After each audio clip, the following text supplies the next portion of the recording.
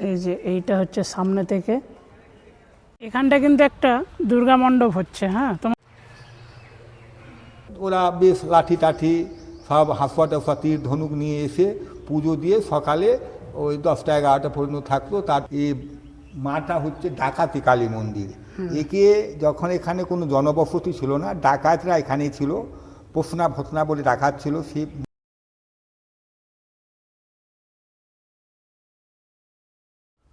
ওম ত্র্যম্বকম যজামহে সুগন্ধিম পুষ্টিবর্ধনম পূর্বারুকমিয়া বন্দনায় মৃত্যুর্মোক্ষীয় মামৃতা। হর হর মহাদেব বন্ধুরা, তো আমি আজকে তোমাদের কাছে একটা নতুন ভিডিও নিয়ে চলে এসেছি, বা বলতে পারো নতুন একটা গল্প নিয়ে চলে এসেছি। তো তোমাদের কাছে এই গল্পটা আগেও একবার তুলে ধরেছিলাম। তো আগে তোমাদেরকে বলে দিই যে আমি আজকে কোথায় যাচ্ছি। আমি আজকে যাচ্ছি হচ্ছে নুনবই কালীবাড়ি। তো নুনবই কালীবাড়ি আমি এই জন্যই যাচ্ছি যে আগের ভিডিওতে আমি তোমাদেরকে বলেছিলাম যে নুনবই কালীবাড়ির যে রহস্য আছে সেই রহস্যটাকে আমি তোমাদের কাছে তুলে ধরবো, মানে সেই গল্পটাকে আমি তোমাদের কাছে তুলে ধরবো ভিডিওর মাধ্যমে। তো সেটাই আজকে সেটারই জন্য যাচ্ছি। তো পুরোহিত মশাই হচ্ছে মন্দিরেই আছে, মানে এই টাইমে পুজো করতে যাই। আর এখন বাজে হচ্ছে প্রায় সকাল 10:45, 10:45টার কাছাকাছি বাজেছে। তো আমি এখন ওগুলো সবাই আছি। তো আমি যাব, গিয়ে পুরোহিত মশাইয়ের সঙ্গে কথা বলবো। আর দেখতে পাচ্ছি আমি পুরো রেডি হয়ে আছি। আর যেহেতু হচ্ছে গরমটা খুবই লাগছে, তো মন্দিরে ঢোকার আগে আমি এইটাকে চেঞ্জ করে নেবো, মানে আমি গেঞ্জি নিয়ে এসেছি সঙ্গে। তো এবার চলো যাওয়া যাক। তো এটা হলো সেই মন্দিরের বাইরের গেটটা। দেখো এখানে লেখা আছে নুনবই কালীবাড়ি। আর এই যে এইখানটা হচ্ছে আমার সাইকেলটা আমি রেখে দিয়েছি, আর এটা মনে হয় পুরোহিত মশাইয়ের সাইকেল। তো এবার চলো ভিতরে ঢোকা যাক।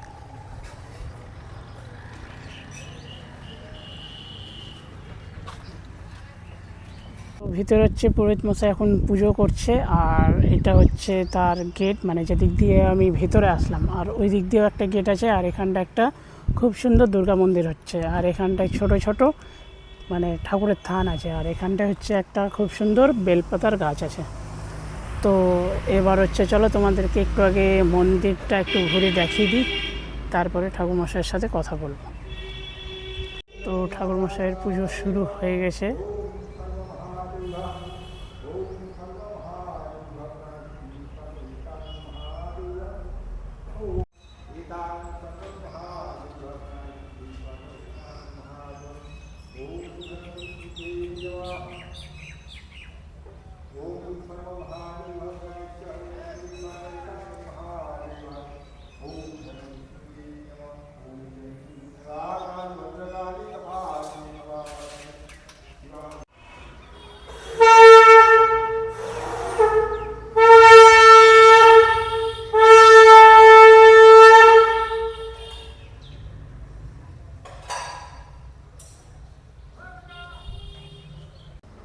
তো আমরা ঠাকুরমশাইকে পেয়ে গেছি। তো এবার ঠাকুরমশাইয়ের কাছ থেকে জিজ্ঞাসা করে নেবো এই মন্দিরের ব্যাপারে।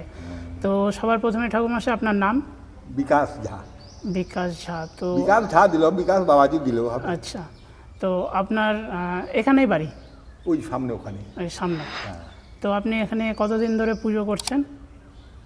পুজো এখানে করছি আমি প্রায় 30-35 বছর হবে। আমার বাবা 55 বছর করেছে, আচ্ছা, আমার দাদু করেছে, পুরো পিতামহ করেছে, আমাকে নিয়ে 4 পিঁড়ি করেছে। মানে আপনার গোটা বাড়ির? হ্যাঁ হ্যাঁ হ্যাঁ, সবাই করেছে? হ্যাঁ। বাবাকে দেখেছি 55 বছর পুজো করতো, বাবা থাকতো, সুস্থ হয়ে গেল, আমি করলাম। আমার দাদুকে আমি দেখিনি, বাবার মুখে শুনতাম যে আমার দাদু করেছে। হ্যাঁ, তারপর বাবার দাদু মানে পুরো পিতামহ। হ্যাঁ। তো এবার মানে আমি তো অনেক এই মন্দিরের ব্যাপারে অনেক কিছু শুনেছি। তো আগে মানে আমি যেটা শুনেছিলাম যে আগে নাকি এখানে লোকে আসতে ভয় পেত সন্ধ্যার পর। এই ব্যাপারটা হচ্ছে আমরা বাবার মুখেও শুনেছি, এই মাটা হচ্ছে ডাকাতি কালী মন্দির। একে যখন এখানে কোনো জনবসতি ছিল না, ডাকাতরা এখানেই ছিল, পোষনা ভোসনা বলে ডাকাত ছিল। সেই মাকে এরা নিয়ে এসেছিল, এই বোরিং সাইড থেকে নিয়ে এসেছিল। নিয়ে আসার পর এখানে ওরা স্থাপন করলো, করার পর তো এই জায়গাটা হচ্ছে দিলালপুরের নামে একজনের জায়গাটা খুব অল্প। দিলালপুরের একটা ঈশ্বর মণ্ডল, দিলালপুরের বৈদ্যনাথ মণ্ডলের বাবা উমেশ মণ্ডলকে দানপত্র উইল করে চলে গিয়েছে। চলে যাওয়ার পর এই পুজোটা ডাকাতরাই এটা নুনবহি ডাকাতি কালী মন্দির। জঙ্গল ছিল, ভয়াবহ জঙ্গল ছিল, কোনো লোকজন আসতে পারতো না, পারতো না।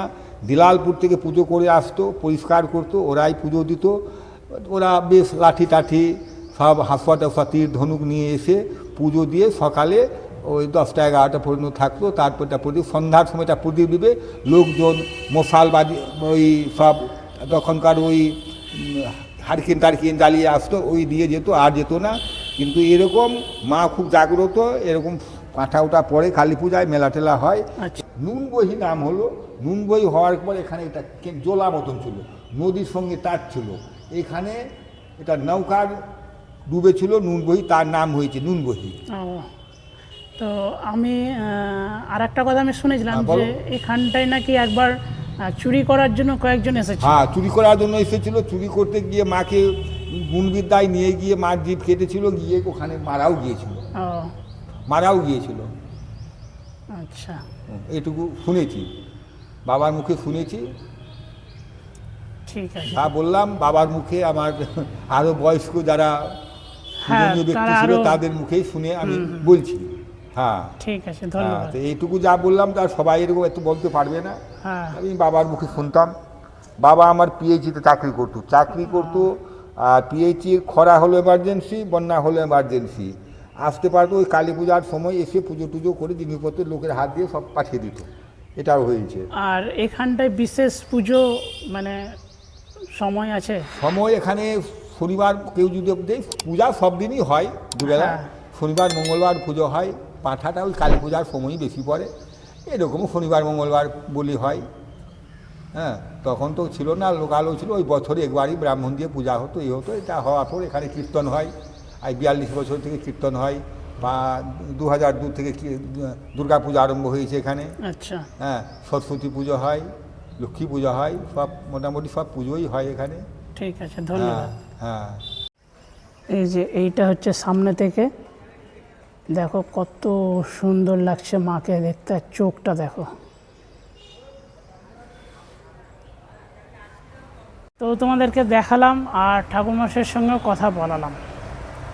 তো ঠাকুরমশাইকে এতদিন ধরে পাচ্ছিলাম না, আজকে যাই হোক ভাগ্যটা ভালো ছিল। আমি যদি একটু দেরি করে আসতাম তাহলে কিন্তু পেতাম না, বা আমি যদি একটু আগে আসতাম তাও কিন্তু পেতাম না, আমাকে ওয়েট করতে হতো। তো ভিডিওটাতে তুলে ধরলাম যতটা তোমাদের কাছে তুলে ধরতে পারলাম। তো ভিডিওটা কেমন হয়েছে কমেন্ট করে জানাবে। তো চলো, ভিডিওটা থাকছে আমার এত দূর পর্যন্ত। যদি ভিডিওটা ভালো লেগে থাকে তাহলে লাইক করে দিও, যদি কেউ চ্যানেলে নতুন এসে থাকো তাহলে চ্যানেলটা সাবস্ক্রাইব করে নিও। আর এইরকম ইন্টারেস্টিং ভিডিও দেখার জন্য আমার চ্যানেলটাকে সাবস্ক্রাইব করে পাশে থাকা বেল আইকনটা প্রেস করে দিও। তো চলো, দেখা হবে নতুন কোনো ভিডিওতে, ততক্ষণের জন্য বিরতি নেব। সবাই ভালো থেকো। হর হর মহাদেব।